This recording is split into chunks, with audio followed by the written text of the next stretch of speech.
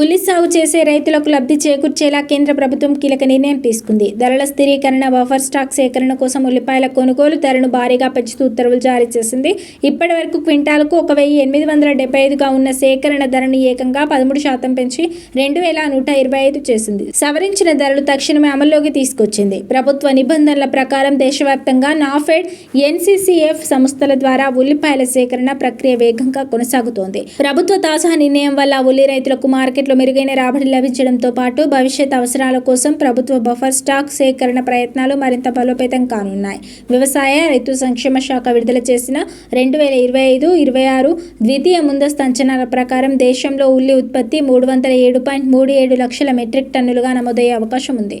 గత ఏడాది నాటి 307.67 లక్షల మెట్రిక్ టన్నుల ఉత్పత్తితో సమానంగా ఉంది. ప్రభుత్వ అంచనాల ప్రకారం దేశంలో ఉల్లి లభ్యతకు ఎలాంటి డోకా లేదని, అయితే సాధారణ కాలానుగుణ మార్పుల వల్ల ధరల్లో స్వల్ప మార్పుల పెరుగుదల ఉండవచ్చని అధికారులు తెలిపారు. ప్రస్తుతం మహారాష్ట్ర, మధ్యప్రదేశ్, గుజరాత్ వంటి ప్రధాన రాష్ట్రాల్లో తగినంత నిల్వలు అందుబాటులో ఉన్నాయి.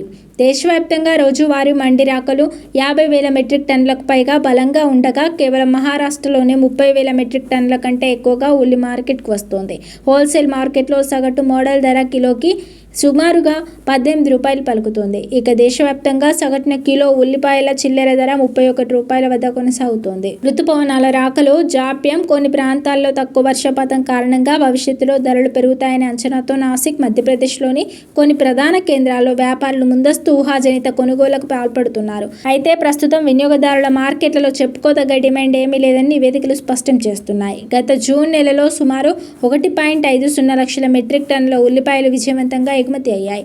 అయితే గల్ఫ్ దేశాలు, శ్రీలంక, ఫార్ ఈస్ట్ వంటి అంతర్జాతీయ మార్కెట్లలో పాకిస్తాన్, చైనాల నుండి కొత్త పంట పోటీ ధరలకు అందుబాటులోకి రావడం వల్ల భారతీయ ఉల్లి ఎగుమతుల వేగం కొద్ది కాలం పాటు మందగించే అవకాశం ఉందని వ్యాపార వర్గాలు అంచనా వేస్తున్నాయి. మరోవైపు వర్షాల జాప్యంతో మహారాష్ట్రలోని నాసిక్ ప్రాంతంలో ఖరీఫ్ ఉల్లి విత్తనాలు వేయడం దాదాపు 15 రోజులు ఆలస్యమైంది. అలాగే కర్ణాటకలోని చిత్రదుర్గ, చల్లకెరె ప్రాంతాల్లో విత్తనాలు వేసే ప్రక్రియ సాధారణం కంటే కేవలం 60%గానే నమోదైంది. నాణ్యత కలిగిన నిల్వలను ప్రస్తుతం భద్రపరచామని, సరఫరా తక్కువగా ఉండే కాలంలో వీటిని మార్కెట్లోకి విడుదల చేసి ధరలను అదుపు చేస్తామని ప్రభుత్వం వెల్లడించింది.